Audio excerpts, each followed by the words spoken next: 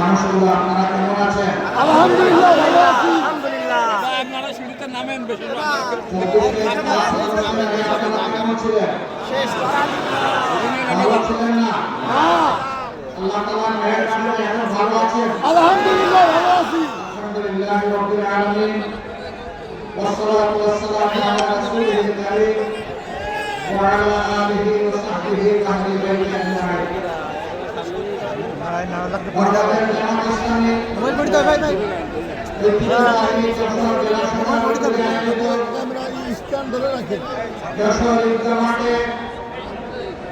আজকের এই বিশাল কর্মী সম্মেলনের সম্মানিত সভাপতি বাংলাদেশ জামাত ইসলামী যশোর জেলা শাখার সম্মানিত আমির জনাব অধ্যাপক গোলাম রসুল,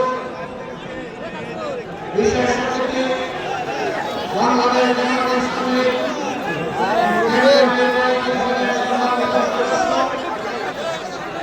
জনাব মোবারক হোসেন, সদস্য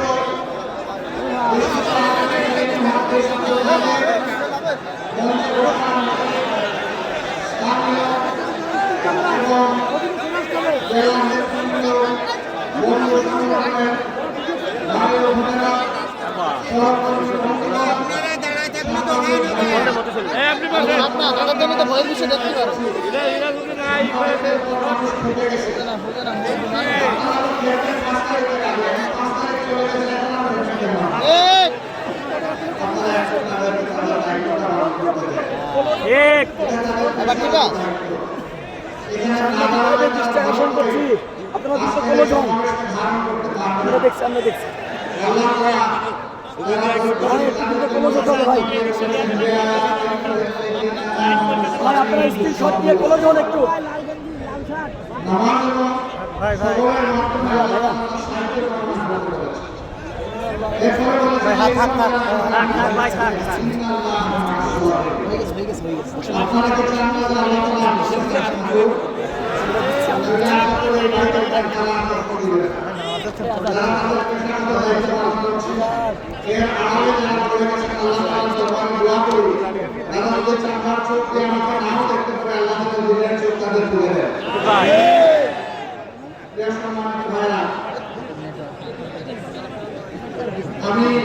ভাই যাদের শর্ট নিয়ে হয়ে গেছে একটু নেমে গেলে ভালো হয়। থাক থাক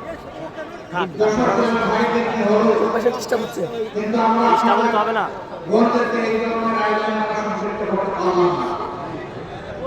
ভবিষ্যতে ইনশাআল্লাহ আমরা চেষ্টা করব। ভাইরা যারা এসেছেন তারা মনের পক্ষে নিজের কোরআন নিয়ে যাবেন এবং বোনদের জন্য কিছু নিয়ে যাবেন, পরিবারের সবার জন্য নিয়ে যাবেন, সমাজের জন্য আপনজন প্রিয়জনের জন্য নিয়ে যাবেন। তাহলে কার্তিক ইনশাআল্লাহ কিছু গ্রহণ হবে। আমার প্রিয় সম্মানিত ভাই বোনেরা, বাংলাদেশ আমাদের প্রিয় দেশ। আল্লাহ তাআলা মেহেরবানি করে দেশে আমাদেরকে জন্ম দিয়েছেন। ভাই সূর্যলা সফল আমাদের প্রিয় দেশ। মাটির উপর সবুজ, মাটির নিচে পদার্থ, জল ফল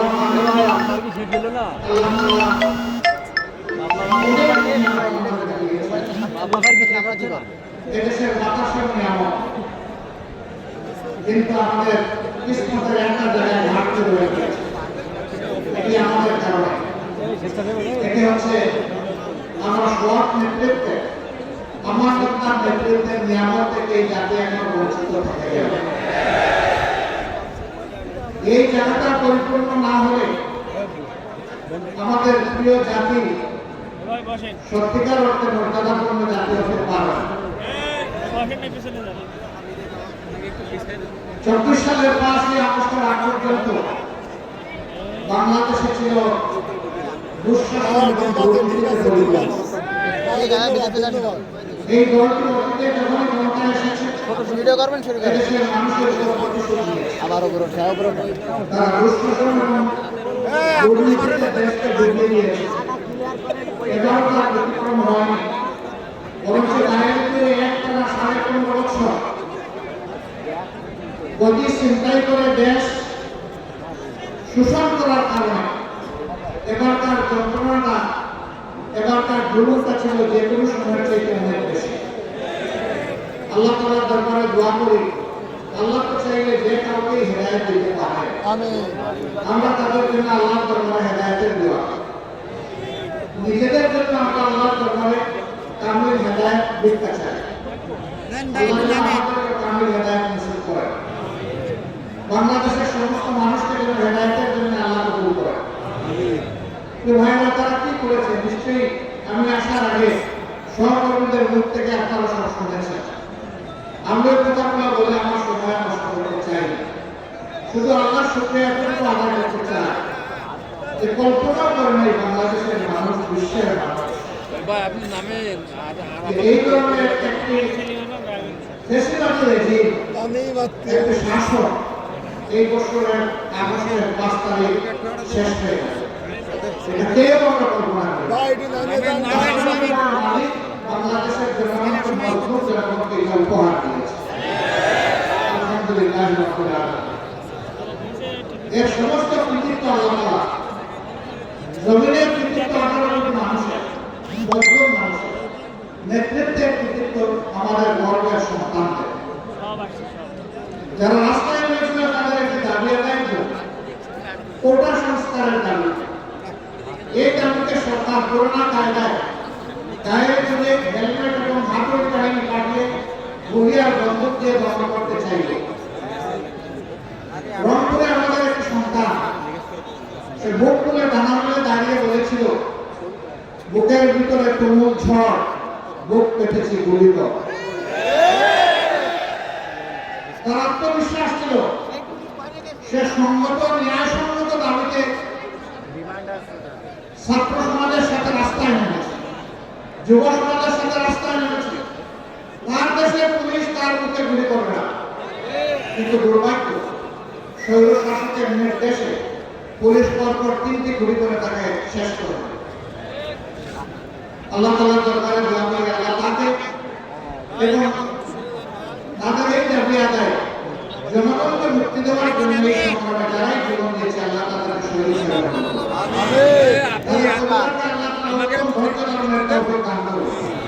যারা আহত হয়েছে, পঙ্গু হয়েছে, আল্লাহ তাআলা তাদের প্রশান্তির হাত বুলিয়ে দিন এবং সেই সাথে তাদেরকে সুস্থতার পূর্ণ নিয়ামত আল্লাহ তাআলা দান করুন। পরিশেষে যারা রাস্তায় নেমেছিলেন বুক পেতে, তাদের বীরত্বতার জন্য তাদের প্রতি গভীর কৃতজ্ঞতা জানাচ্ছি, অভিনন্দন জানাচ্ছি।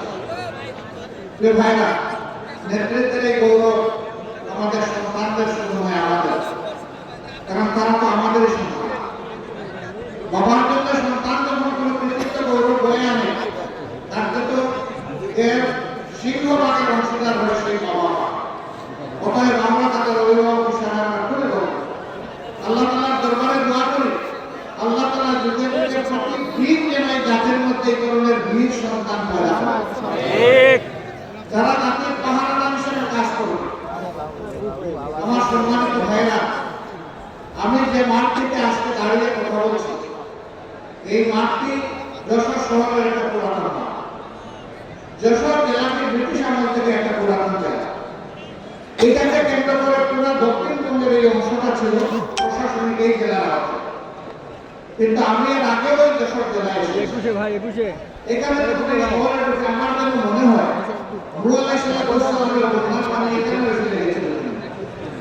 কারণ এখানে কোনো উন্নয়ন ছোঁয়া নেই। একটা পুরাতন জেলা, তার তো চেহারা এতদিনে পাল্টে দেওয়ার কথা। এটা কি বাংলাদেশের অংশ নয়? যশোর জেলা কি বাংলাদেশের উন্নয়নের কোনো অবদান নেই? যদি তাই হয় থাকে, তাহলে তারা কেন তাদের ন্যায্য অধিকারটা পাচ্ছে না? এটা শুধু দশকেরই বঞ্চনা নয়, তবে দশক অন্যতম বঞ্চিত জেলা। এই ব্যাপারে আমার নির্দ্বিধায় বলতে কোনো সংকোচ নেই। হ্যাঁ, এখানে মেডিকেল কলেজ হয়েছে, একটা বিজ্ঞান প্রযুক্তি বিশ্ববিদ্যালয় হয়েছে, এখানে আরো অনেক কিছু হওয়া। এই শহরটাকে কেন্দ্র করে একটা নগর গড়ে ওঠা হয়েছে। এটা নাগরিক সমাজের একটা প্রাণ কেন্দ্রে পরিণত হওয়া হয়েছে। এত বড় শহর, তার মধ্যে ভালো একটা পার্ক নেই, ভালো কোনো জলাধার নেই, খেলার কোনো উন্নত মানের মাঠও নেই। কেন এই বিধ্বস্ত দশা? কেন? কারণ একটাই, মানুষের মানুষের বিবেক যখন কাজ করে না, মানুষ যখন আল্লাহকে ভয় করে না, তখন ক্ষমতাতে বসার আগে মানুষের পা ধরে চুপ খায়, আর ক্ষমতাতে বসে গেলে মানুষকে ভুলে যায়। তখন নিয়োগ করে যে 5 বছর পরে আরেকবার কাজ হয়ে যাবে, মাঝখানটা মালিক আমি আর তোমরা সবাই ভাড়া। এই মানসিকতা না থাকলে বৈষম্য হবে কেন? বাংলাদেশের সকল অঞ্চলে সুষম উন্নয়ন হবে। তবে হ্যাঁ, উন্নয়নের জন্য একটা উন্নত মন লাগে, একটা পরিচ্ছন্ন মানসিকতা লাগে। সারা দেশকে চোখে এবং অন্তরে ধারণ করতে হয়। নিজের জন্মস্থানকে আলাদাভাবে দেখতে হয় না। জন্মস্থানের অধিকার জন্মস্থান পাবে, আমার যে জেলায় বাড়ি হোক। কিন্তু যদি আল্লাহ তাআলা এই দেশ পরিচালনার দায়িত্ব কাউকে দেয়, তাহলে সারা দেশই তার দায়িত্ব পাওয়া হবে। সারা দেশের প্রতি ইঞ্চি মাটির ব্যাপারে তার কাছে জবাব চাইবে। তুমি এই মাটির ব্যাপারে যত্নশীল ছিলে কিনা? প্রত্যেকটি মানুষ তো নয়, প্রত্যেকটি প্রাণীর ব্যাপারে তাকে জবাব দিতে হবে। মানুষের ব্যাপারে অবশ্যই দিতে হবে। যার উপরে আল্লাহর ভয় আছে, যে বিশ্বাস করে এই জীবনের ইনিংস আমার শেষ ইনিংস নয়, আমার আসল ইনিংস হবে আদালতে আখেরাতে, যে দিনকে আল্লাহ তাআলা ইয়ামুত তাগাবুন বলেছেন। এটা হার জিতের দিন। যে হেরে গেল তার ঠিকানা আগুন, যে বেঁচে গেল তার ঠিকানা জান্নাত। এই কথা যারা বিশ্বাস করে যে আমাকে একটা day of the final judgement আল্লাহর মুখোমুখি আমাকে হতে হবে, তার পক্ষে দেশে বৈষম্য করা সম্ভব নয়। তাকে যদি কেউ জিজ্ঞাসা করে তোমার বাড়ি কোথায়, তার জবাব হওয়া উচিত সারা বাংলাদেশ আমার বাড়ি। কিন্তু আফসোস আমরা সেটা দেখছি না।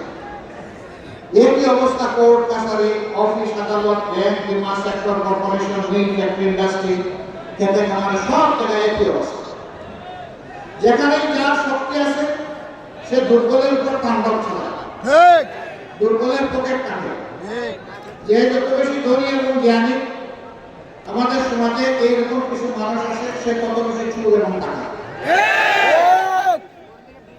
আমরা যাদেরকে চুর বলে চিনি, এরা কয় টাকা চুরি করে, কতটুকু মাল আমার ঘর থেকে বহন করে নিয়ে যেতে পারে চুরি করে। ডাকাত বলে যাদেরকে জানি, ওদের কতটুকু ডাকাতি করা। কিন্তু রাষ্ট্রের মূল্যবান কলম যাদের হাতে, এক কলমের কোথায় সমস্ত সম্পদ ডাকাতি করা সম্ভব। যুগে যুগে তাই হয়েছে, গেল 15 বছর সবচেয়ে বেশি হয়েছে। সরকার বলেছিল উন্নয়নের রাজপথে বাংলাদেশকে উঠিয়ে দিয়েছে। আমরা এখন মহাসড়কে আছি, আর বাংলাদেশ উন্নয়নের রোল মডেল। এখন চতুর্দিকে হাহাকার। বিভিন্ন ইন্ডাস্ট্রিতে মালিকরা তাদের কর্মচারীদের বেতন দিতে পারে না, তাদের ইন্ডাস্ট্রি চালাইতে পারে না। সরকারি ইন্ডাস্ট্রিগুলো তো প্রায় সবগুলো লেআউট বন্ধ হয়ে পড়ে আছে মুখ ফুটে। এখন মাঝারি ব্যবসায়ী যারা আছেন, সব ব্যবসায়ী ব্যবসা তাদের লাভে ওঠার কম, ব্যাংকগুলো তাদেরকে পুঁজি দিতে পারছে না। ব্যাংক কিভাবে দিবে? সমস্ত ব্যাংক ফোকলা করে, পেট খালি করে, ওরা চুরি করে দেশের বাইরে সমস্ত সম্পদ পাচার করে নিয়েছে। টাকা আসবে থেকে আমাদের অর্থনীতির চাকা ঘোরানোর জন্য ব্যাংকগুলোদের টাকা দিবে, সেই টাকাই তো ব্যাংকের কাছে নাই।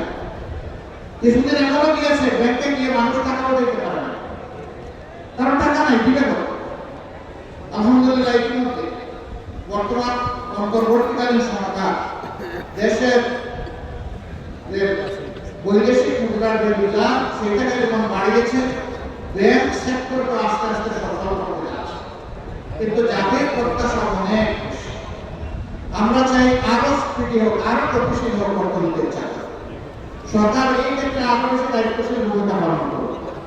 বাজারে এখন আগুন, মানুষের পেট করতে হয় এখন আগুন দিয়ে। দ্রব্যমূল্যের অগ্নিমূল্য আগের সিন্ডিকেটগুলো এখনো সরকার ভাঙতে পারে নাই। তবে ক্ষেত্র বিশেষে সিন্ডিকেট না ভাঙলেও সিন্ডিকেটের হাত বদল হয়েছে। একজন চাঁদাবাজি করে পেট করে পালিয়ে গেছে, আর কেউ বেশি আমার চাঁদাবাজিতে লেগে যায়, সেটা কিন্তু আমরা চাই না। দেশ কি চাঁদাবাজি মুক্ত হয়েছে? সফলতা মুক্ত হয়েছে? হয় নাই। জুলুম মুক্ত হয়েছে? হয় নাই। এই আন্দোলনে আমরা অনেকেই ক্ষতির সম্মুখীন হয়েছি, ত্যাগ স্বীকার করেছি, সকল দল জামাতের সাথে না, হয়তো জামাত কিছু কিছু ব্যাপারে অনন্য, যেমন 1 থেকে 11 জন শীর্ষ নেতার কারো হত্যা করা হয়নি, যেমন অন্য কোনো দল নাই যে গত 15 বছর ধরে সমস্ত অফিসগুলো তালাবদ্ধ করে রেখে দেওয়া হয়েছে, কোনো দল নাই যাদের নিবন্ধন কেড়ে নেওয়া হয়েছে, অন্য কোনো দল নাই যে বিষয়ে তাদেরকে শেষ করতে নিষিদ্ধ ঘোষণা করেছে। এই সমস্ত বিষয়গুলো জামাতের সাথে সম্পর্কিত, কিন্তু লুট করেছেন সকল দলের, তবু হয়েছেন সকল দলের, জেলে গিয়েছেন সকল দলের, হাজার লাখো মামলা, দফায় দফায় জেল কেটেছেন অনেকে, তাদের সকলের প্রতি আমরা গভীর শ্রদ্ধাশীল সমাদর করছি। কিন্তু বিনয়ের সাথে একটা কথা বলতেই হবে আমার, যে 2000-এর কম বেশি আমাদের বুকের সন্তানেরা জীবন দিয়ে রক্ত দিয়ে আমাদেরকে আজকে উন্মুক্ত পরিবেশ এনে দিয়ে গেল, তাদের রক্তের প্রতি আমরা যদি বেঈমানি না করি, বিশ্বাসঘাতকতা, গাদ্দারি না করি, তারা বৈষম্যের বিরুদ্ধে, দুঃশাসনের বিরুদ্ধে, দুর্নীতির বিরুদ্ধে তারা আওয়াজ দিয়েছে। এখন যদি একই কাজ কেউ করে, তাহলে নিঃসন্দেহে তারা ঘৃণিত হবেন এবং নিন্দিত হবেন। আমরা আমাদের সকল সহকর্মীকে অনুরোধ জানাই, এই সমস্ত ঘৃণিত কাজে কেউ হাত পড়াবেন না, কেউ চাঁদাবাজ হবেন না, কেউ ফুটপাতের দখলদার হবেন না, কেউ বাজারের দখল জোর করে দেবেন না, কেউ জলমহাল বালুমহাল জোর করে দখল করবেন না। এই সমস্ত ঘৃণিত কাজের মাধ্যমে আমাদের কোনো রিজেক্টের প্রয়োজন নেই। আল্লাহ আল্লাহর প্রতি আমাদেরকে যা দিবেন তাই নিয়ে আমরা সন্তুষ্ট থাকবো ইনশাআল্লাহ। আর আমরা আল্লাহর শুকরিয়া আদায় করতে থাকবো। বন্ধুগণ, এই যন্ত্রণাগুলো আমাদের ইচ্ছা আসে না। এরকম এখন আবার অনেকে তখন আক্রান্ত আহত হয়েছে, এখন মামলা করতে গিয়ে 500-700 মানুষের বিরুদ্ধে মামলা, 500-700 মানুষকে একটা মানুষকে মারতে আসে না, আসলে 10 জন 20 জন 30 জন। আমরা এই পরিবর্তনের সাথে সাথে বলেছি, অবশ্যই অন্যায় প্রতিকার চাওয়ার আইনগত বৈধ নাগরিক অধিকার সকলের আছে, কিন্তু সাবধান, কোনো নিরীহ মানুষকে মামলার আসামি করবেন না। আমাদের সংগঠন কোথাও কোনো নিরীহ মানুষকে মামলার আসামি করে না। যারা করেছেন তাদের প্রতি বিনয়ী অনুরোধ, এই মামলাকে মেহরবান করে বাণিজ্য করে মানুষকে হয়রান করবেন না। যদি কেউ সত্যিকারের কালপিট হয়ে অবশ্যই নামে মামলা দেন, আপনাদের সাথে আমরাও আপনাদেরকে সহযোগিতা করব। এই মামলা আমরাও লড়বো আপনাদের সাথে, আপত্তি নেই। কিন্তু 10 জন দুষ্কৃতিকারীকে শাস্তি করতে গিয়ে যদি 100 জন নিরীহ মানুষকে এখানে আনেন, তাহলে মামলাটাই আপনারা শেষ করে দেবেন। এই কাজটা মেহরবানি করে কেউ করবেন। সম্মানিত ভাইরা, এই বাংলাদেশে সবচেয়ে বেশি ক্ষতি হয়েছে আমাদের শিক্ষা। আজকে আমাদের যুবক যুবতীরা মাস্টার্স গ্রাজুয়েশনের সার্টিফিকেট নিয়ে তারা এখন দুয়ারে দুয়ারে ঘুরে তাদের কাঙ্ক্ষিত একটা চাকরি তারা পায় না। দুটি কারণে পায় না। একটা কারণ হলো একটা গোষ্ঠীর কাছে সমস্ত মানুষের কৃষ্ণ হাইজ্যাক হয়ে গিয়েছিল।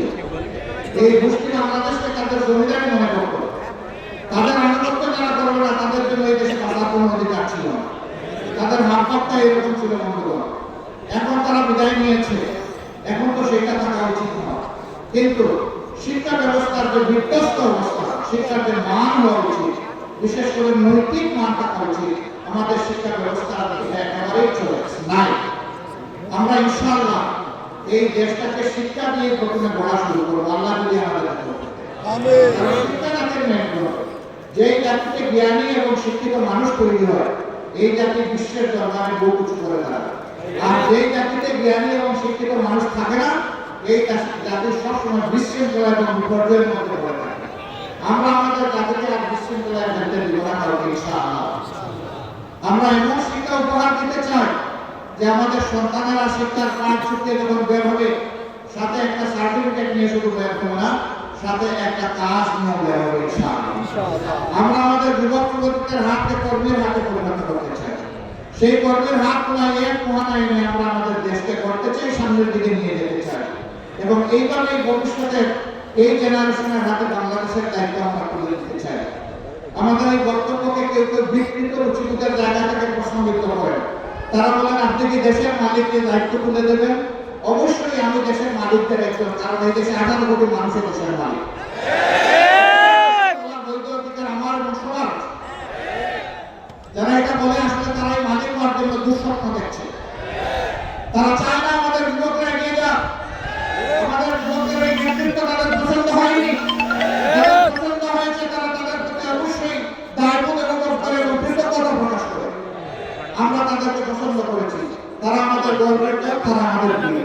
আমরা তাদের জন্য গর্বিত ইনশাআল্লাহ।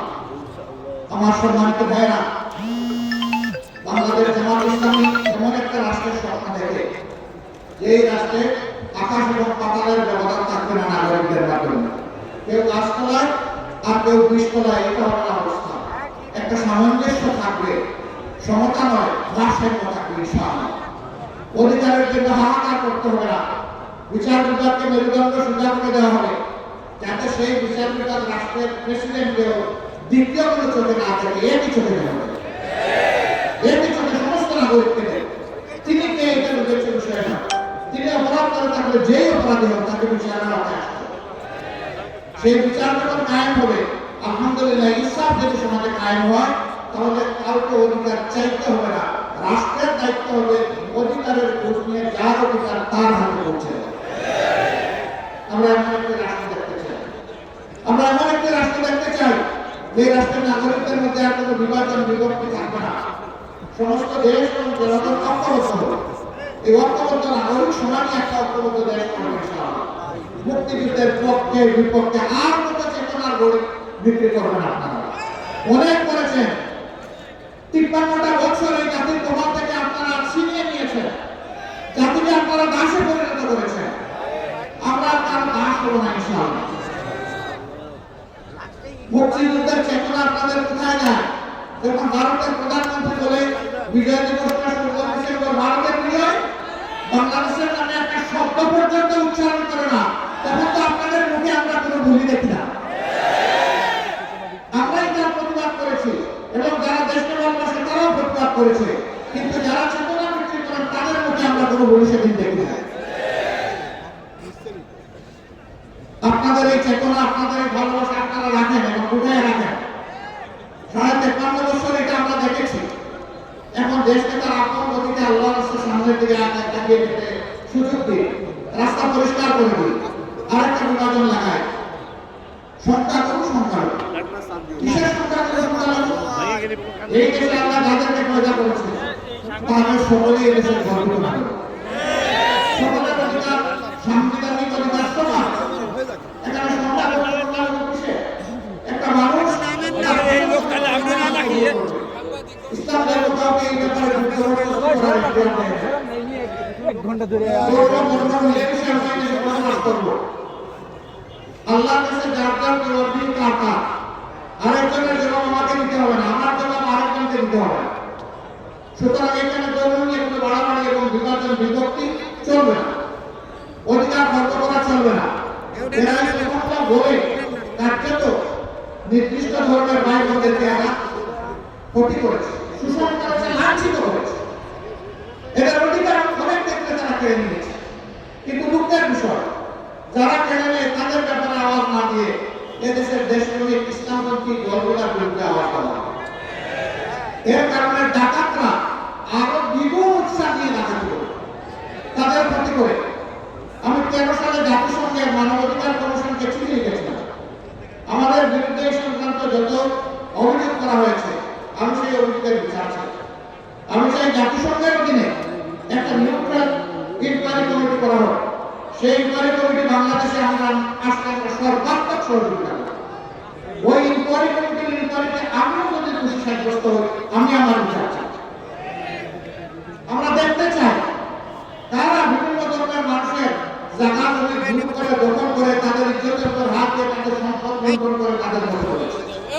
আমরা সতর্ক চাই, তখন হয় নাই এখনো দাবি করি হোক, এটা না হওয়ার জন্য যে কোনো সময় হোক।